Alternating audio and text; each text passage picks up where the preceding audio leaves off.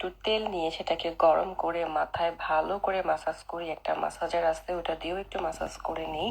তারপরে আধা ঘন্টা থেকে 1 ঘন্টা অপেক্ষা করে আমি এই প্যাকটা ইউজ করি। এখানে আমি অ্যালোভেরা নিয়েছি। অ্যালোভেরাটা একদম অপশনাল, এটা না থাকলেও চলবে, না দিলেও চলবে। আমার কাছে ছিল তাই আমি অ্যাড করেছি। যেখান থেকে আমি শিখেছি সেখানে অ্যালোভেরাটা ইউজ করে নাই। যা যা ইউজ করেছে সেগুলো হচ্ছে ডিমের এই সাদা অংশটা, চাইলে আপনারা ইয়েলো অংশটাও ব্যবহার করতে পারেন। আমি ব্যবহার করি না কারণ প্রচন্ড গন্ধ হয়।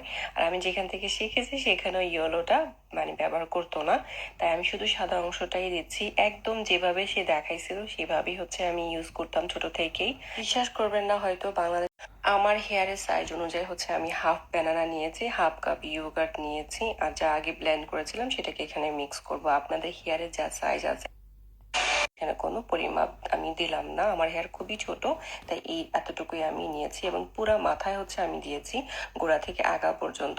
তাদের হেয়ার খুবই ড্রাই, আপনারা চান যে আপনাদের হেয়ারটা একটু স্ট্রেট হোক, একটু সিল্কি হোক এবং দেখতে অনেক, মাথায় জাস্ট 1 ঘন্টা রাখলেই হবে, বেশি রাখা লাগবে না।